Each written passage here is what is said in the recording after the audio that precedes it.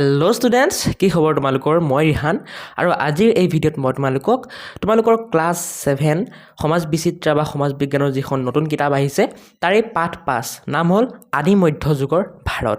এই পাঠটোৰ আজি মই তোমালোকক সকলো অনুশীলনীৰ প্ৰশ্ন উত্তৰ দিম। ঠিক আছে, এই পাঠটোত দুটা অনুশীলনী আছে, অনুশীলনী 1 আৰু অনুশীলনী 2। দুইটাৰে মই আজি সকলো প্ৰশ্ন উত্তৰৰ তোমালোকৰ সমাধান দিম যিবোৰ পৰীক্ষাৰ কাৰণে ইম্পৰ্টেণ্ট হয়। আৰু লগতে কৈ দিম কোনবোৰ প্ৰশ্ন তোমালোকৰ পৰীক্ষাত বাৰে বাৰে আহে আৰু কোনবোৰ ইমান এটা ইম্পৰ্টেণ্ট নহয়, যাতে তোমালোকে পৰীক্ষাত ইম্পৰ্টেণ্টবোৰ মুখস্থ কৰি পেলাই ভাল নাম্বাৰ স্ক'ৰ কৰিব পাৰা। ঠিক আছে, আৰু চিন্তা নকৰিবা, মই যোনবোৰ ডাঙৰ প্ৰশ্নৰ উত্তৰ হয় সেইবোৰ কাৰণে দুটা উত্তৰ লিখিছোঁ, ডাঙৰকৈও লিখিছোঁ সৰুকৈও লিখিছোঁ, যাতে যাক ডাঙৰকৈ লাগে তাৰো প্ৰব্লেম নহয়, যাক উত্তৰটো সৰুকৈ লাগে তাৰো প্ৰব্লেম নহয়। ঠিক আছে, চ' তোমালোকে ভিডিঅ'টো শেষৰলৈকে চাই থাকিবা। লগতে তোমালোকক যদি MCQ লাগে আৰু নোটছবোৰ লাগে, অনুশীলনীৰ 1 অনুশীলনী 2 এনেকৈ কৈ গোটেই তোমালোকৰ কিতাপৰ নোটছ লাগে, সমাজ বিজ্ঞানেই হওক বা বেলেগ ছাবজেক্টেই হওক, ঠিক আছে, তেতিয়া সেইবোৰ ক'ৰ পৰা পাবা? আৰু লগতে মোৰ পৰা যদি অনলাইন পঢ়িব বিচাৰা, মই তোমালোকক ইংৰাজী বা এনেকুৱা বাকী ছাবজেক্টবোৰ অনলাইন টিউশ্যন কৰাওঁ। যদি বিচাৰা কেনেকৈ পাৰিবা মই এই ভিডিঅ'টোৰ মাজতে কৈ দিম, তোমালোকে ভিডিঅ'টো শেষৰলৈকে চাই থাকিবা। এতিয়া অনুশীলনী 1 প্ৰশ্নটো শুনি আমি চাই লওঁ আহা। অনুশীলনী 1 প্ৰথম প্ৰশ্নটো কৈছে তোমালোকক ক নম্বৰ, ভাৰতৰ ইতিহাস অধ্যয়নত আদি মধ্যযুগ বুলিলে কোনছোৱা সময়ক বুজা যায়? চ' এইটোৰ উত্তৰ লিখিবা এনেকৈ, সকলোৱে এইখিনি লিখিবা, ইয়াতকৈ সৰু কৰিলে নাম্বাৰ নাপাবা কিন্তু। ঠিক আছে, উত্তৰ, উৎসই ঢুকি পোৱাৰ পৰা আৰম্ভ কৰি 7ম শতিকাৰ পৰা 12 শতিকালৈ, মানে প্ৰায় 500 বছৰ, আৰু এই সময়ছোৱাক ভাৰতৰ ইতিহাসৰ আদি মধ্যযুগ বুলি অভিহিত কৰা হয়। ঠিক আছে, এই প্ৰশ্নৰ উত্তৰটো এনেকৈ লিখি দিবা। নেক্সট, খ নম্বৰ, ৰজাই কোনবোৰ লোকক ভূমি দান কৰিছিল?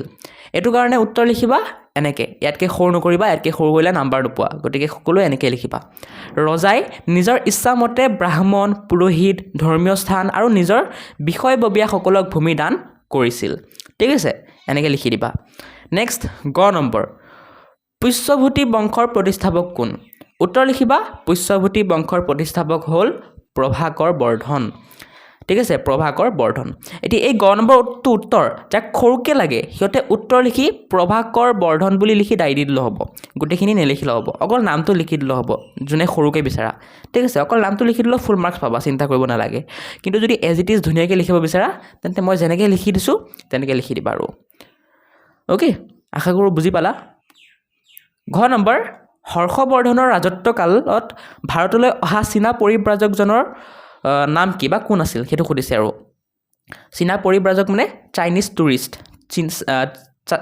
চীন দেশৰ পৰা যি মানুহ ঘূৰিব আহিছে ভাৰতক তেওঁৰ কথা কৈছে। ঠিক আছে, সেই মানুহজনৰ নাম কি তোমালোকক সুধিছে। উত্তৰ লিখিবা, হৰ্ষবৰ্ধনৰ ৰাজত্বকালত ভাৰতলৈ অহা চীনা পৰিব্ৰাজকজন আছিল হিউৱেন চাং। ঠিক আছে, মানে চাইনিজ টুৰিষ্টজন কোন, নাম কি তেওঁৰ? Hiuen Tsang. এতিয়া এই উত্তৰটো যাক সৰুকৈ লাগে উত্তৰ লিখি হিউৱেন চাং বুলি নামটো লিখিলে হ'ব, নামটো লিখি দিলেও কমপ্লিট মাৰ্কছ পাই যাবা আৰু চিন্তা কৰিব নালাগে। বাকী এনেকৈ যদি এজ ইট ইজ ডাঙৰকৈ লিখা, ধুনীয়াকৈ লিখা, ভাল আৰু বাইদেউহঁতে ইমপ্ৰেছ হয়, বাইদেউ বা ছাৰ যোনে নহওক ইমপ্ৰেছ হয়। তথাপিও সৰুকৈ লিখিলেও একো নাই, উত্তৰ লিখি হিউৱেন চাং লিখি দিলেও হ'ব, তোমালোকৰ ইচ্ছা যেনেকৈ লিখা লিখি ল'বা আৰু। এতিয়া আমাৰ তোমালোকৰ কিমান ঘৰলৈকে হৈ গ'ল হয়। এতিয়া আমাৰ 2 নম্বৰৰ পৰা তোমালোকৰ ডাঙৰ উত্তৰবোৰ ষ্টাৰ্ট হৈ যাব, ডাঙৰ প্ৰশ্নৰ উত্তৰবোৰ ষ্টাৰ্ট হৈ যাব। 2 নম্বৰ প্ৰশ্ন হৈছে সাহিত্য আৰু ধৰ্মীয় দিশত ৰাজকোটসকলৰ অৱদানৰ বিষয়ে লিখা। এতিয়া এই উত্তৰটো মই দুটা লিখি দিছোঁ, এটা এইটো ডাঙৰ আৰু এটা এইটো হালধীয়া কালাৰটো সৰু। যাক ডাঙৰটো লাগে ডাঙৰটো লিখি ল'বা আৰু যাক সৰুটো লাগে হালধীয়া কালাৰটো লিখি ল'বা। ঠিক আছে, তোমালোকে যদি মোক সোধা যে কোনটো লিখিম তেতিয়া মই ক'ম পৰাপক্ষত ডাঙৰটো লিখিবা, ডাঙৰটো লিখিলে তোমালোকৰ 1 মাৰ্কো কটা নাযায়। কিন্তু সৰুটো লিখিলে তোমালোকৰ মেম বা ছাৰ যদি অকণ ষ্ট্ৰিক্ট আছে তেতিয়া 1 বা 2, ঠিক আছে, বা হাফ এনেকৈ কাটিব পাৰে, মেক্সিমাম 2 কাটিব, তাতকৈ ওপৰত নাকাটে। আৰু একেবাৰে 0 নিদিয়ে, চিন্তা নকৰিবা, একেবাৰে 0 নিদিয়ে বা একদম কাটি নিদিয়ে, কিবা না কিবা মাৰ্কছ পাবাই কিন্তু সৰুটো লিখিলেও। ঠিক আছে, কিন্তু ডাঙৰটো মানে এইটো ভাল, ডাঙৰটো লিখিলে যে তোমালোকে 7 মাৰ্কছ নাকাটেই তোমালোকে যদি ঠিকমতে লিখিছা, বানান চানান শুদ্ধ কৰি 7 মাৰ্কছ নাকাটে।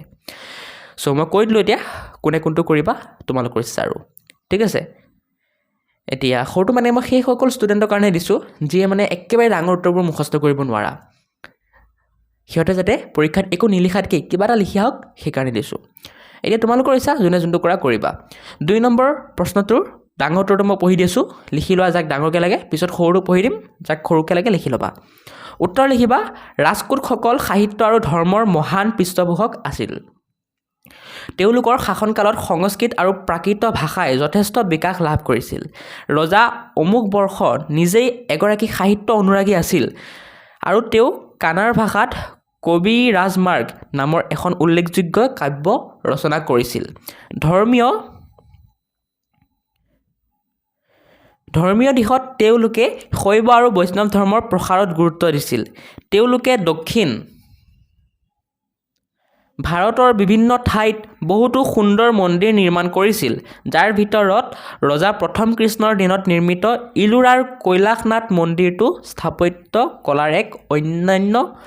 অনন্য নিদৰ্শন ঠিক আছে এনেকৈ লিখি দিলেই হ'ব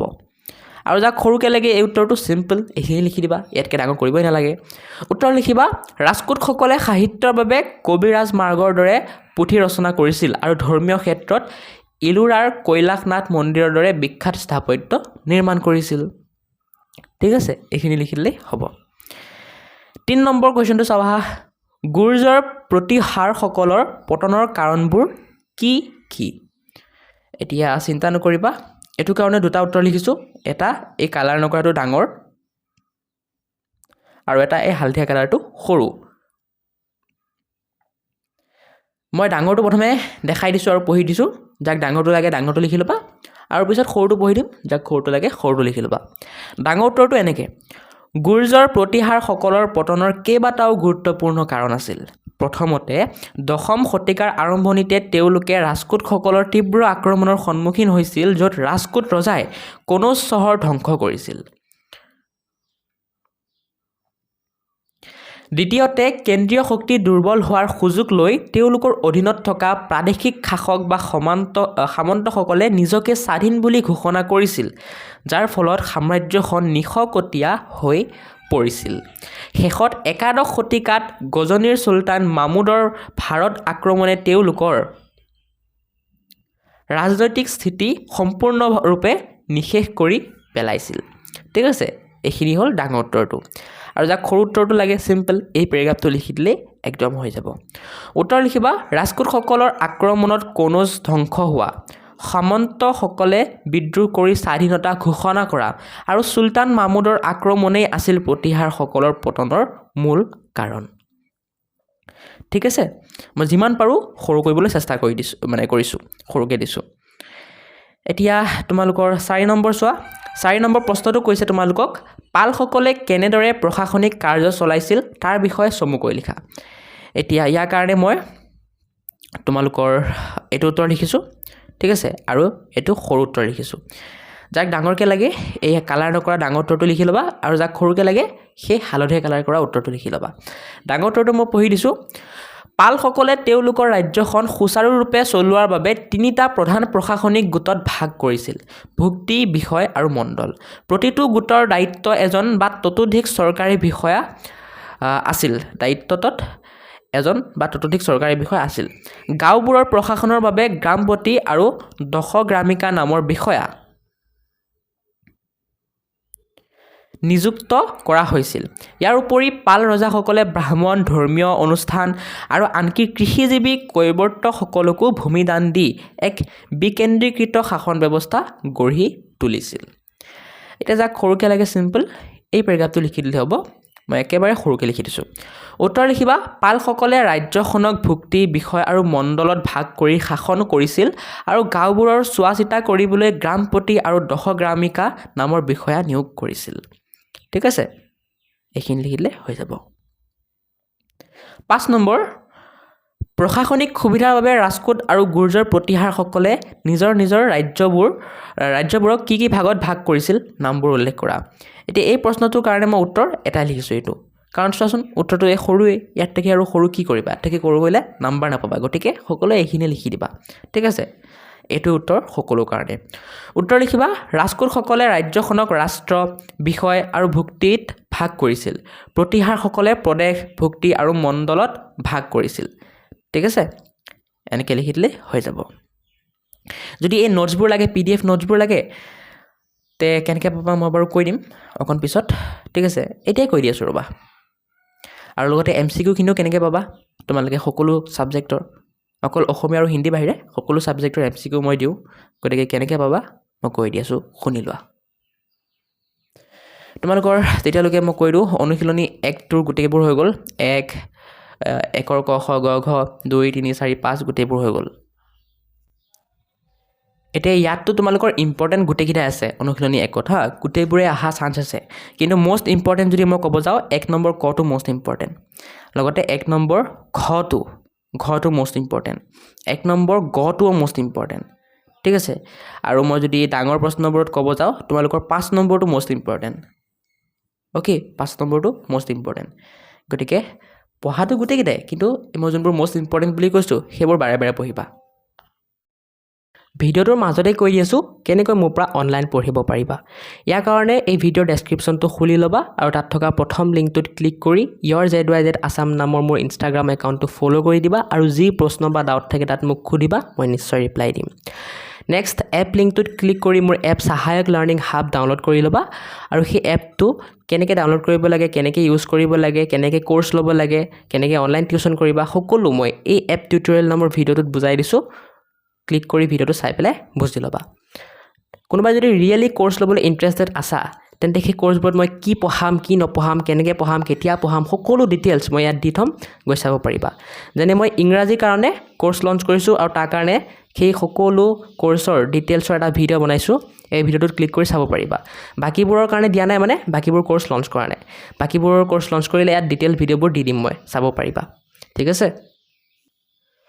তোমালোকে যদি এনি প্ৰব্লেম পোৱা কোৰ্চ ল'বৰ কাৰণে বা এপটোত এনি প্ৰব্লেম পোৱা মোক সেই ইনষ্টাগ্ৰাম একাউণ্টটোত মেছেজ কৰিবা মই নিশ্চয় ৰিপ্লাই দিম আৰু তোমালোকৰ যোন ষ্টুডেণ্টে কোৰ্চ ল'বা তাৰ ভিতৰত কিছুমান লাকি ষ্টুডেণ্টছক মই নিজেই ফোন কৰিম আৰু কিছুমান গিফ্ট দিম যেনে মোবাইল ফোন লেপটপ এনেকুৱা কিছুমান গিফ্ট দিম চ' তোমালোকে লাকি হ'ব পাৰা গতিকে কোৰ্চ লঞ্চ কৰিলে কোৰ্চখিনি ল'বা আৰু চিন্তা নকৰিবা কোৰ্চখিনি একেবাৰে মিনিমাম প্ৰাইচ ৰাখিম মই একেবাৰে মিনিমাম যেনেকৈ এবছৰত 600 টকা বা 700 টকা বা 500 টকা তেনেকুৱা ঠিক আছে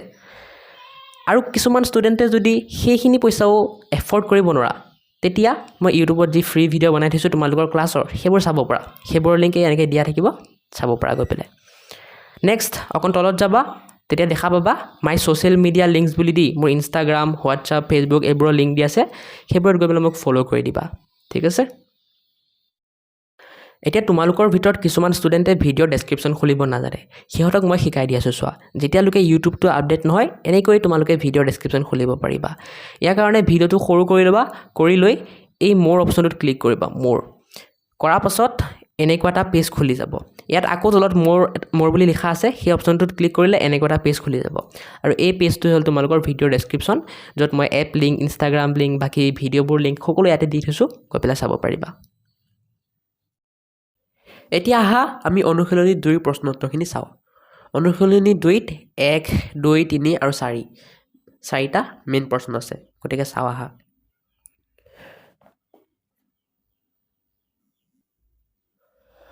অনুশীলনী 2ৰ 1 নম্বৰ ক প্ৰশ্নটো হ'ল ভাৰতবৰ্ষ আক্ৰমণ কৰা প্ৰথম বিদেশী শক্তি কোন আছিল চ' ইয়াৰ উত্তৰ লিখিবা তোমালোকে এইটো উত্তৰ ভাৰতবৰ্ষত আক্ৰমণ কৰা প্ৰথম বিদেশী শক্তি আছিল আৰবসকল ঠিক আছে এতিয়া যাক এই উত্তৰটো সৰুকৈ লাগে উত্তৰ লিখি অকল আৰবসকল লিখি দিলেও হ'ব কমপ্লিট মাৰ্কছ পাই যাবা তোমালোকৰ ইচ্ছা এনেকৈ লিখিলেও লিখিব পৰা এনেকৈ লিখিলে ভাল মানে আৰু বাইদেউহঁতে ইমপ্ৰেছ হয় আৰু সৰুকৈ লিখিলেও লিখিব পৰা খ নম্বৰ আৰবসকলৰ আগমনৰ সময়ত সিন্ধু অঞ্চলৰ ৰজা কোন আছিল এইটো অঞ্চলৰ হৈ আছে দেখিছা অঞ্চলৰ কৰি দিবা ৰ বনাই দিবা হা মই বনাই দিছোঁ ৰ'বা তোমালোকৰ কষ্টটো মই কৰি দিছোঁ অঞ্চলৰ ৰজা কোন আছিল সিন্ধু অঞ্চলৰ ৰজা কোন আছিল উত্তৰ হ'ব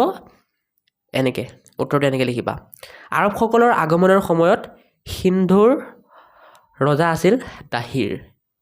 এতিয়া উত্তৰটো যাক সৰুকৈ লাগে উত্তৰ লিখি অকল দাহিৰ নামটো লিখি দাহি দি দিলেও হ'ব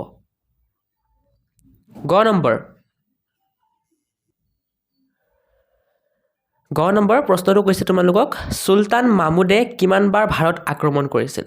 উত্তৰ লিখিবা চুলতান মাহমুদে 17 বাৰ ভাৰত আক্ৰমণ কৰিছিল ঠিক আছে 17 বাৰ এতিয়া যাক সৰুকৈ লাগে উত্তৰটো 17 বাৰ লিখি দাই দিলেও হ'ব ঠিক আছে এতিয়া নেক্সট ঘ নম্বৰ প্ৰশ্ন চোৱা ঘ নম্বৰ প্ৰশ্নটো কৈছে ভাৰতত কেতিয়াৰ পৰা চুলতানী আমোলৰ আৰম্ভণি হৈছিল মানে কেতিয়াৰ পৰা চুলতানবোৰে ৰাজত্ব কৰিবলৈ লৈছিল আৰু সেইটো সুধিছে উত্তৰ লিখিবা 1206 খ্ৰীষ্টাব্দৰ পৰা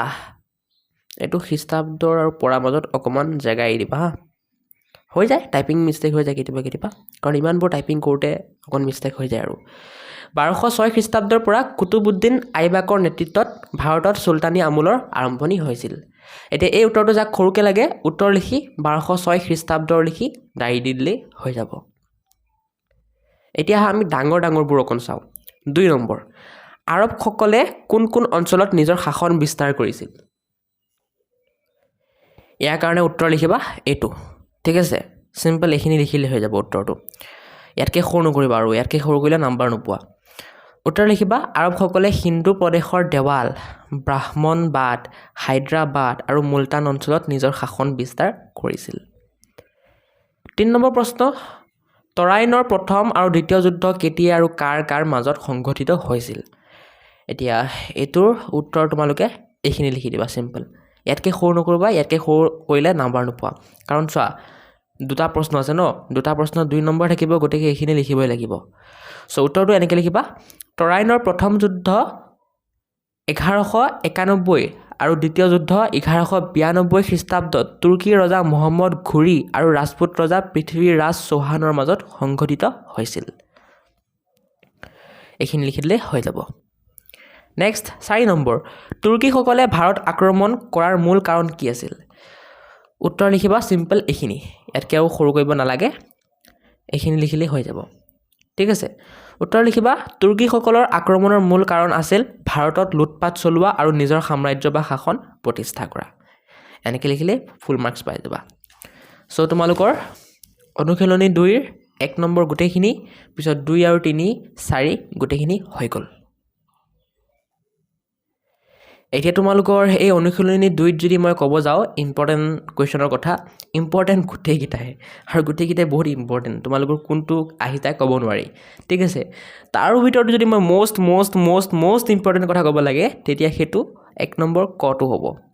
আৰু গটো হ'ব ঠিক আছে আৰু মই যদি ডাঙৰকেইটাত ক'ব লাগে তেতিয়া 4 নম্বৰটো মষ্ট ইম্পৰ্টেণ্ট হ'ব ঠিক আছে আৰু মানে ইম্পৰ্টেণ্ট বুলি ক'বই নোৱাৰি তোমালোকৰ গোটেইকেইটাই বহুত ইম্পৰ্টেণ্ট এটা এই নাযাবা গোটেইকেইটা বা কোনটো আহি যায় তোমালোকে ক'ব নোৱাৰিবা আৰু সো এইখিনি আছিল আজিৰ ভিডিঅ'টো অনুশীলনী 1 আৰু অনুশীলনী 2 দুটাই দি দিলোঁ মই যদি ভিডিঅ'টো ভাল লাগিল ভিডিঅ'টো লাইক কৰি দিবা চেনেলটো ছাবস্ক্ৰাইব কৰি দিবা আৰু এটা ধুনীয়া চাই কমেণ্ট কৰি দিবা তোমালোকে লাইক কমেণ্ট শ্বেয়াৰ ছাবস্ক্ৰাইব কৰিলে মোৰ ভাল লাগে আৰু এনেকুৱা ভিডিঅ' তোমালোকৰ কাৰণে বনাবলৈ মন যায় যদি ভিডিঅ'টো ভাল লাগে নাই তথাপিও কমেণ্টত ক'বা কিয় ভাল লাগে নাই যাতে মই নেক্সট ভিডিঅ'ৰ পৰা তোমালোকৰ কাৰণে সেই মিষ্টেকটো নকৰোঁ ঠিক আছে এতিয়া তোমালোক যদি পাঠ 6 লাগে মধ্যযুগৰ ভাৰত কমেণ্ট কৰা যিমান বেছি কমেণ্ট আহিব সিমান সোনকালে মই বনাবলৈ চেষ্টা কৰিম সো আৰু কি ক'ম আৰু বাই ভালকৈ পঢ়ি থাকা